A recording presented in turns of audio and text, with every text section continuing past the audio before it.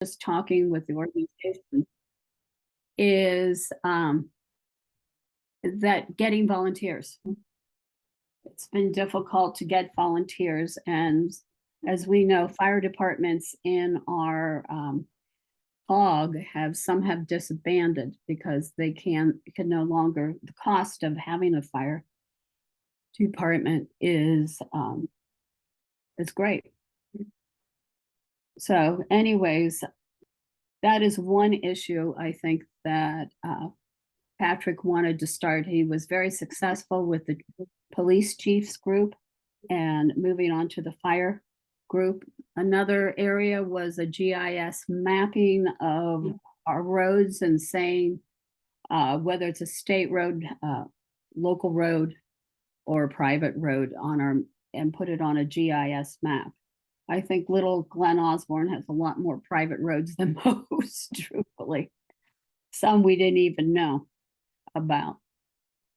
Another item which was brought up in discussion was that we hope in January, we've met by this hybrid method, but it also, we might get new delegates, and there's delegates in this group that we currently have that I've never personally met face to face, that it might be nice to have an hour or two, just informal meet and greet session. And we hope to set that up in January. So that is my report. Great, thanks, Barbara. And yeah, just to sort of piggyback off that, you know, we don't want to reinvent the wheel, but we want to build upon what's already worked for us. So in that same vein with the police chiefs committee, you know, hope to start a similar committee with our fire chiefs. You know, they have a whole different role of issues and challenges, but I think with the right partnerships and the right you know, leaders in that group, you know, the sky's the limit. And you know, the same thing, like we put together that zoning map last year that's successful for all of our municipalities, and in that same thought, we wanted to build a map that outlines, you know, the ownership of the infrastructure. It's free of charge. It's something that we want to put together and just give to our communities, and they can use it as they see fit. So excited about what next year holds, and like I said, I think the sky's the limit for a lot of these projects. Okay, Patrick? For the next agenda item is the Route 65 update. No update for this month. And the next thing is our CDBG update. So there is a few updates for that. We just actually received a check for one of our projects today from the county. So another you know, box we can check as far as putting a project behind us and moving on to the future projects both this year and next year. We'll be finishing up our applications for CDBG year 49. So these are projects that, if approved, will start in 2023. So one of the things you'll see in the agenda coming up are concurring resolutions, more or less for every one of the projects we're applying for. That's the last step. So once we get those resolutions signed and approved, I'll upload them into the application portal, and it's sort of in the county's hands as far as who ends up receiving funding from that point on. But yeah, we're making steady progress. Again, CD year 48, which is the current cycle. Our public improvements contract is still not approved by the county. They're facing a lot of staffing issues, and I think that's really related to why these delays are occurring. So fingers crossed that gets done sooner rather than later. Then we can start this next batch of projects that we see here. We have 4 projects for CD year 48. So, but they can't start until that paperwork's done. But that's the report for this month. Okay. Under new business, yard waste.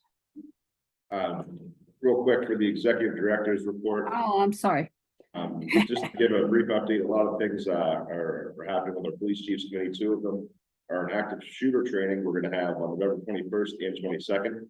This is going to take place at the Ross Township SRT training facility. Both dates are going to have between 12 and 15 officers from you know, the various departments in the QB COG.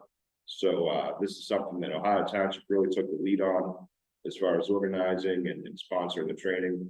And they're actually providing a lot of the equipment that will be used free of charge. So excited to see how that turns out. It's just another good opportunity for our regional departments to get together and work together for you know, the 1F scenarios. Another thing, shared fingerprint scanner. So One of the items that popped up, as opposed to every department having their own fingerprint scanner, we looked through a grant from the Pennsylvania Chiefs Association. And through this program, the actual unit itself will be provided free of charge for our regional departments. The only thing is there would be a charge of $1,025 a year, which covers, the internet signal for it, any of the maintenance, and, the warranty for the product. So that's something we did budget for in this proposed budget. So assuming we approve the budget, this is something that Quaker Valley Cog would pay for, and this piece of equipment would be free of charge to use for any of our departments. So we're really excited about that. So the other thing we want to highlight real quick, our managers and secretaries committee will meeting on December 7th. That's going to be, combining our December and November meetings, just because those fell also close to Thanksgiving and Christmas respectively.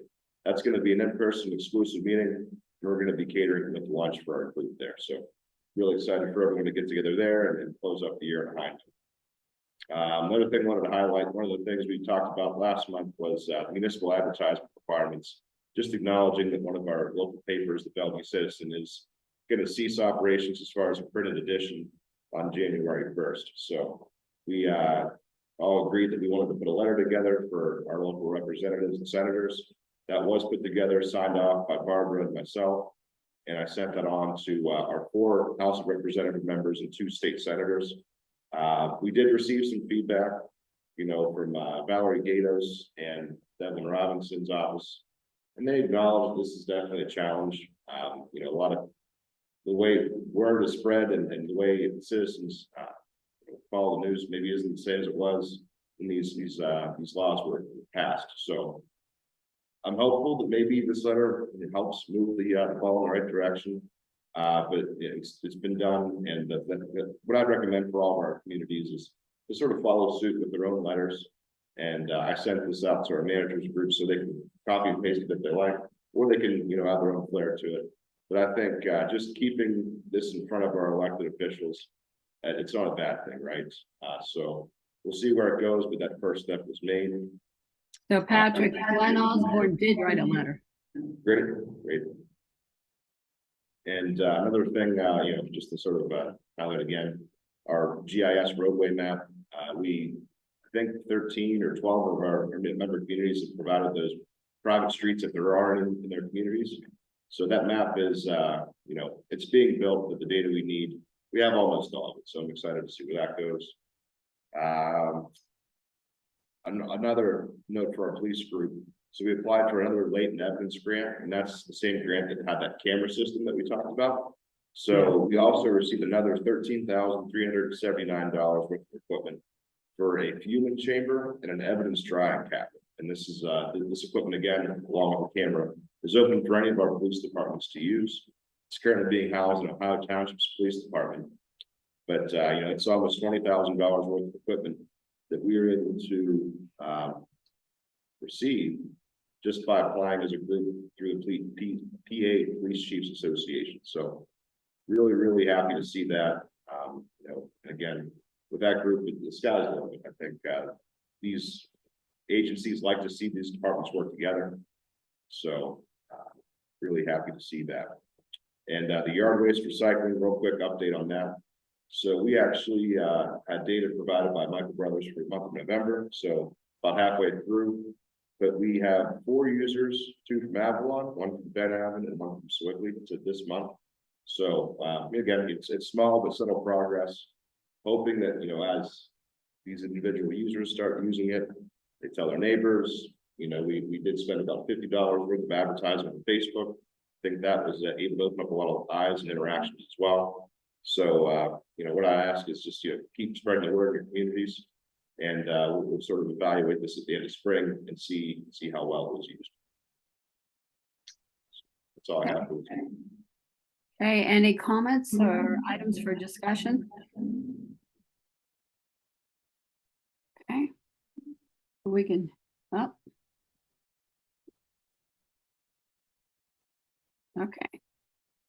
Okay. Next on our agenda is the GEDTF current resolution approvals. And is this is it in front of us that Patrick is putting up? So Patrick, we can approve this as a group, or does it have to be individually approved? I think similar to what we did with the gaming grants, we can make one motion, and then I'll have 7 individual resolutions that I'll have you sign off on, via DocuSign.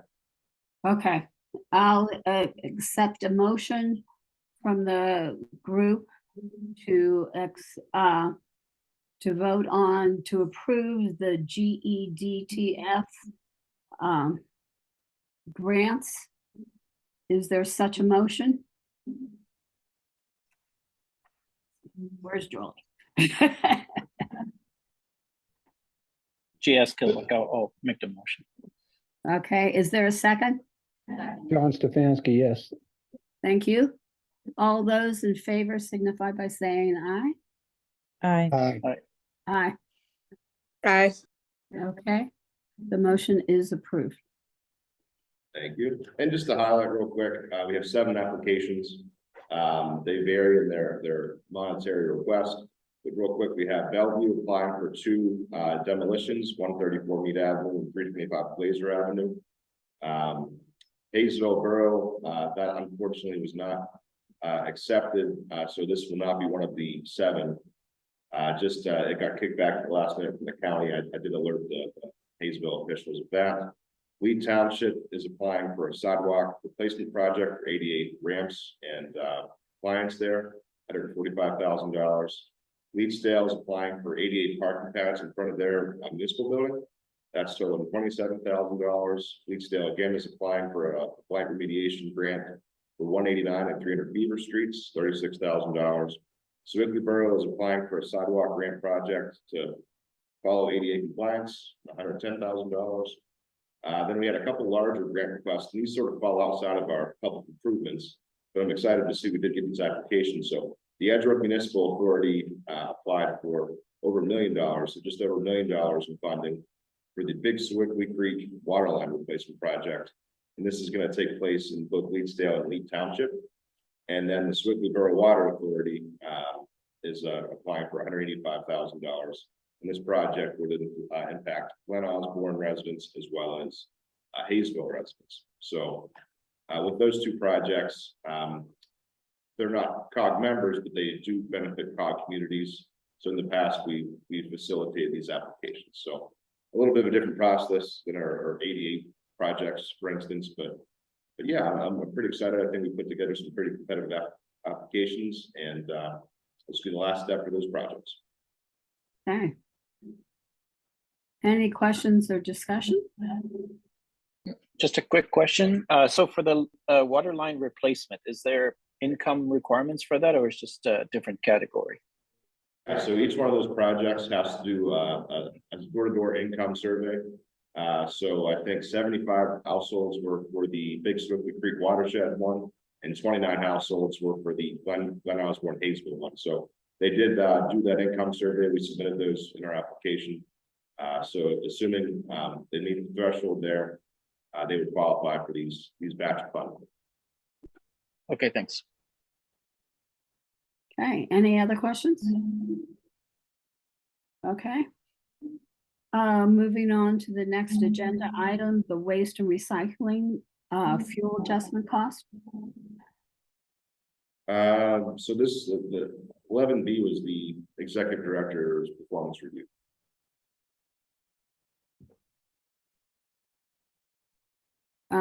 Actually, I don't have that on mine. I think that might Okay. be the last one, the fuel adjustment. Okay.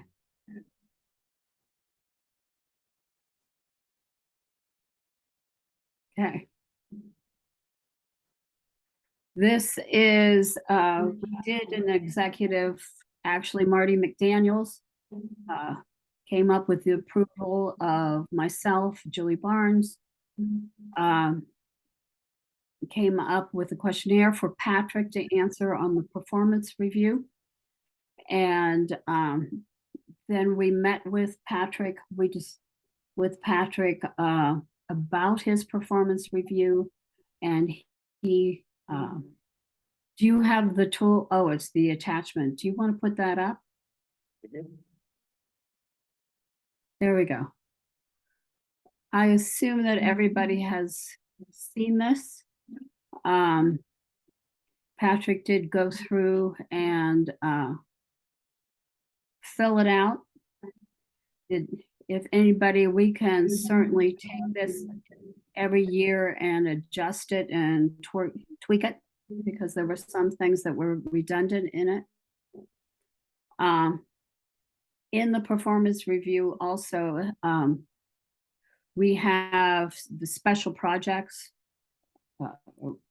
One was, and Marty just came up with these written policy and procedure manual, and we felt that was very important to, and Patrick agreed with us that this is something that we should have for not only Patrick, but for other COG executive directors in the future, so they have some idea of the procedure and what we've worked out with through security.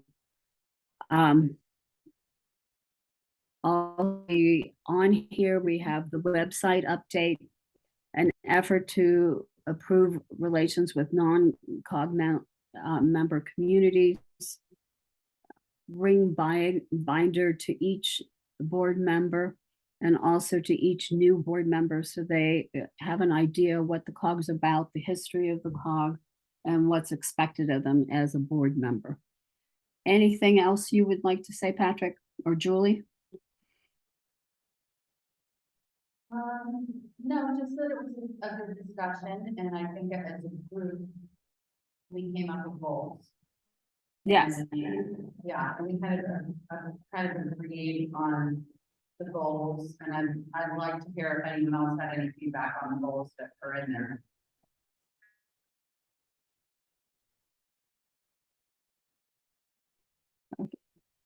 No feedback on the goals, okay. Anything else from your end, Patrick, you would like to say about this procedure? No, I thought it was a really insightful conversation, just to sort of echo Julie's comments there. I totally agree that we do need to build a contingency plan, you know, just in case the worst happens, if I get hit by a bus or something, what happens to my day-to-day operation. So I totally agree. I think that would be very helpful for the next me, whoever that is, whenever that is. And it would have been helpful whenever I was, you know, taking the reins as well. So and then in the coming months, that's definitely a project I'll put it together. And, you know, put a little PDF document for everyone to review, and maybe we can approve it as a group sometime in the spring. Again, one of the ideas that George put forward in that discussion was just, you know, maybe an annual or semi-annual sort of happy hour function gathering where the board gets together, just gets to see each other in person. Because, you know, the hybrid model has led to a lot of participation over Zoom, which is fine. You know, that's totally okay. But I think there is you know, something we're missing there as far as just getting to know each other as a group more personally. So definitely looking forward to putting that together. You know, once January rolls around, we can get a better idea of when and where that'll take place. You know, just as we talked about before, the Fire Chiefs Committee, the continuation of the Route 65 study. These are big, large goals, big challenges that face us that we definitely want to keep our eyes on them moving forward. But yeah, I think the whole endeavor was definitely successful, and you know, helps me be better for you guys. So looking forward to it next year as well. Hey, any questions from any of the members about this process? Okay. Boy, this is an easy meeting here. Okay. Next on my agenda, Patrick, what do you have? So this is going to be the consideration of the budget. Yep. So we need a motion to take it off the table from last month. Okay. Take it off. Okay, I'm going to take it off the table.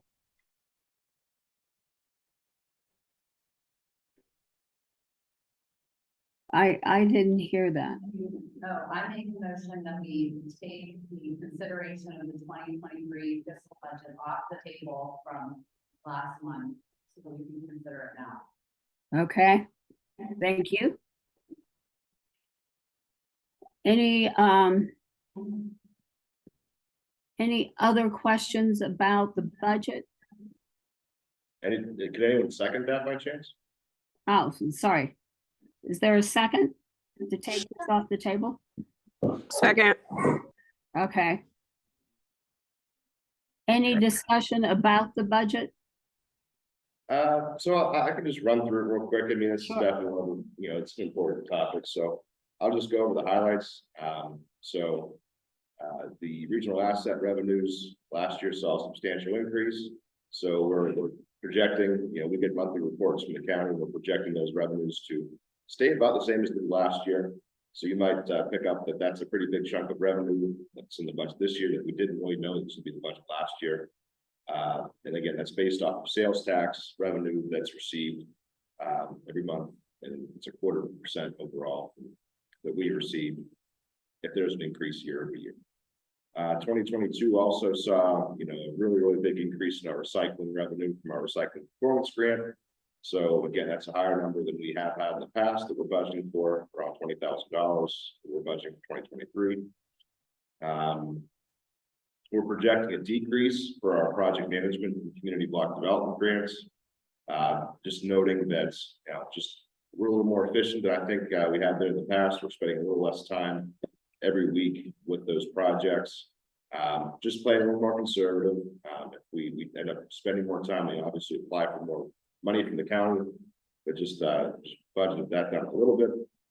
Our service fees, and this is based off of applying for grants, applying for revenue for our communities, keeping that basically the same.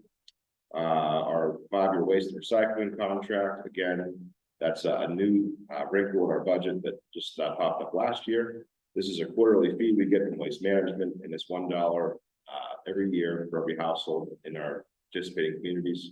So not over $10,000.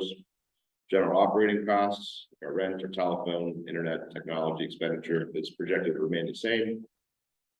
Personnel budgets, while there are some tweaks and shuffling around how we do things, they are projected to remain identical when compared to the 2022 budget. A new line item is also being proposed for our police chiefs committee, total of $2,500, and this would cover the costs of, for instance, our joint fingerprint scanner that we talked about earlier. So to summarize, the proposed budget allows for the continued growth of the QB services and programming while remaining conservative towards overall expenditures. A substantial portion of anticipated revenues, about $25,000 or 14% of the budget, are slated to be transferred into our capital fund savings account for future projects. It's the opinion of the executive director and the budget committee that the proposed budget accurately reflects the QB ability to provide a high level of service to each one of its 15-member communities and their residents for the 2023 fiscal year and beyond. And the budget is attached to the packet. Any questions about the budget? I just have a quick one. So Patrick, your salary goes up by what, what was it? 6.5%. So I guess Yeah. that doesn't quite 6.3. That doesn't quite meet current inflation. Are you happy with this? Yeah, so that was a pretty lengthy discussion we had last month with the budget committee. So we're shifting around, the increase in salary with the contributions to the retirement fund. So basically, I traded in the retirement match from the QB cog for that increase in salary for that 6.3%, rather than the traditional 3% that we've had in the past. Okay, that makes you happy. That's basically the takeaway. Yeah, I'm happy Okay. with what I'm going to put together. Great. Any other questions about the budget? Okay. So Patrick, does this budget have to be advertised like a municipal budget and then approved at our next meeting? So that's not something, we don't advertise in the paper, at least past practice. So this is just a continuation of, this is considered last month tabled, so this is the final budget. We would advertise it on our website for the public to look at. But because we aren't, borough or Right. township, it's not something we advertise in the newspaper. so that we can vote on it tonight. Yep.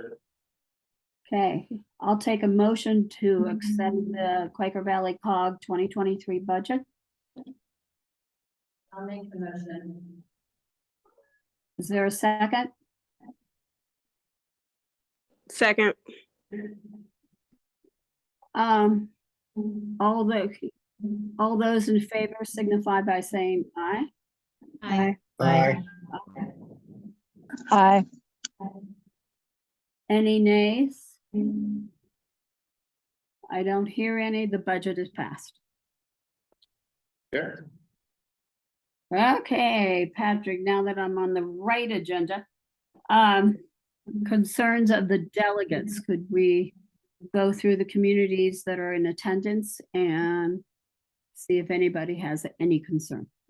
Sure thing. Roberta, what's new in Avalon?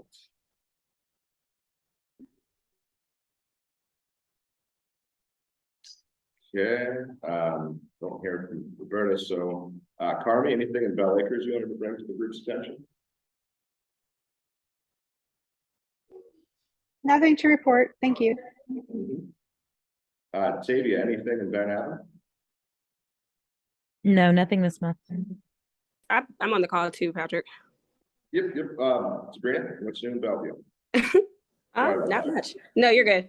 Not much. Obviously, it's budget season. But I did have a question with regards to the letter of support. So I joined a little bit later. I think my initial request was that there be a letter, like a template that be provided to the delegates so that we can look at that language and then be able to send it out on our own. So is that something that can still happen? Can we see the letter that was sent to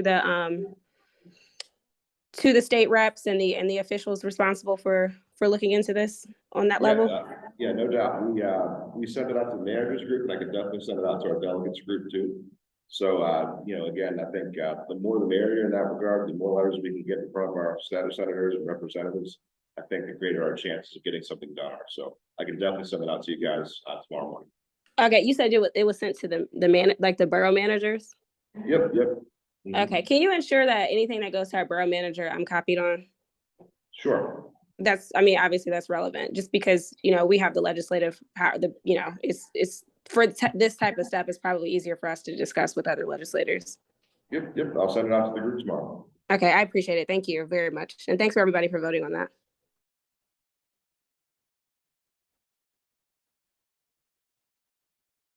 Okay, so anything else in Bellevue Street?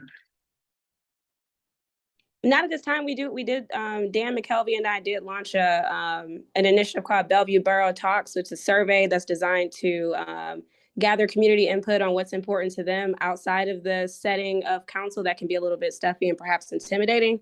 So it is a survey project that's gauging their feedback, and the goal is to collect that data over time and then kind of sort out or flush out a shared community vision that we can use moving forward for a more condensed and focused and tackleable strategic plan. Great. Right. So Roberta did hop back on the meeting here. Anything that you wanted to bring to our attention from Avalon, Roberta?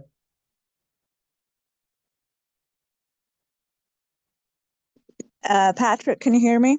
Yeah. Mhm. Okay, Yeah. sorry, I was having technical difficulties, and I totally missed everything that Sabrina said.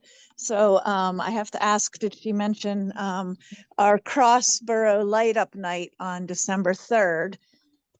I did not. Please share. Okay. So Bellevue's always had a fabulous light up night, and Avalon's trying to get in on the game and create fun over on our side of the avenue as well. So we're both going to have Santas, and there's going to be a carriage ride in between Avalon and Bellevue. Oh, nice. And of course, they'll have singing and everything. We'll both have carolers, and we'll have some food and raffle baskets on our end for the library. And Bellevue always has a lot of vendors and lots of great fun on their side too. But that's Saturday, December 3rd, if anyone has kids and wants to join us at any part. Avalon also got is getting a new truck and plow for the winter, so bring on the snow. And we just had our budget sessions, and we balanced our budget, and this was my first time participating in that, so that was really interesting. So thank you. Yes, Declan, so hold on, did you want to say something, buddy? No, I'm just happy that we get a new truck. Oh, sorry, Declan's just happy we got a new truck. Okay, thank you, everyone. Very good. So Barbara, Roberta, is this the first time you've done this between Avalon and Bellevue, or is this a tradition that is reoccurring? No, this is the first time. Avalon did it last year. We just kind of did kind of quick on the fly because our new Avalon Grows CDC, which I'm also a part of, did it. And we had a really great response from our business district. So Councilman Morak reached out to Bellevue Council and the Bellevue Bonafide Bellevue CDC, and he's really been awesome at working with them. And we've not really had any community events in Avalon like that for years. So we want to get in the game, and we have a lot of residents that, are back and forth through our communities. And Yeah, so we're just going to build on ours, and we love what Bellevue does, and we want to improve our community too. So great. Barbara, anything doing Glen Osborne? Yes, Glen Osborne and Hayesville both have issues with what is called the Hayesville light, which is the first traffic light if you're going north on Route 65. PennDOT is installing new lights and new switches there. And they now have a crosswalk that comes across Ohio River Boulevard from over on towards the river. They can come on over maybe safely, but we've had complaints that what PennDOT did was stop traffic for 3 minutes all roads, because it's not just a perpendicular crossroads there. It's a 5-road intersection. So anyways, and the timing's off for people making a right-hand turn in. It's not enough time for them to make the turn before a train comes. So there's some issues with the lighting down there that we're working with Hayesville on and PennDOT.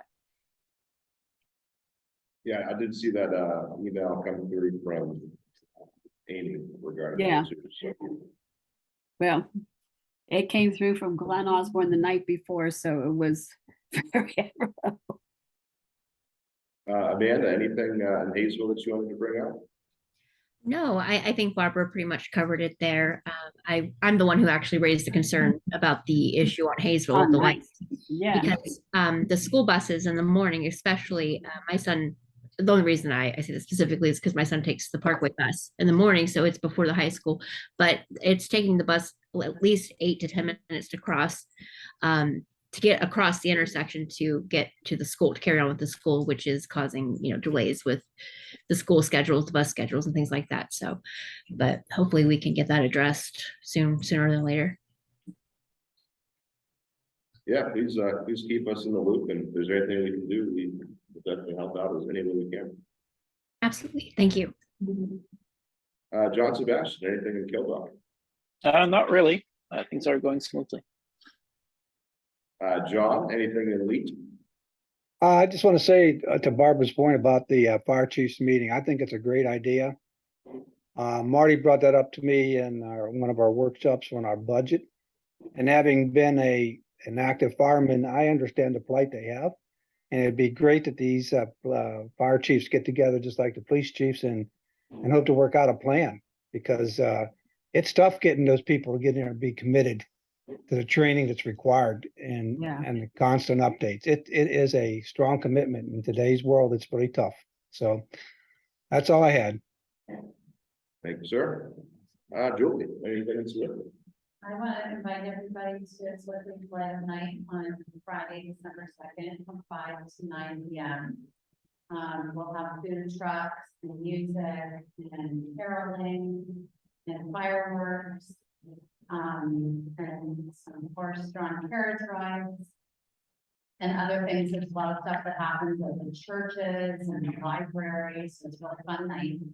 If you can walk, please do, we're closing a lot of roads. And, to make it more pedestrian friendly. There'll be a big ad in the Herald this, upcoming Thanksgiving week with all the details and should for the free parking, and you can also find that on our website. And I also want to thank, Glenn Osborne and Gatesville and Leedsdale for making donations to our committee. We really, really appreciate it. We've been working since May, on our event, and we're looking forward to a great night. So thank you very much. Welcome. Absolutely. Sounds like some really nice events coming up in the area, that's for sure. That's everybody. That's what we needed. Okay, I'll take I'll take a motion to adjourn. So moved. A second. Second. All those in favor signify by saying aye. Aye. Bye. All right. Thank you, everybody. Thank you, everybody. Have a happy Thanksgiving. Have a great Absolutely. night, everyone. Thank You too. you. Thank you. Bye-bye. Bye. Bye. Bye.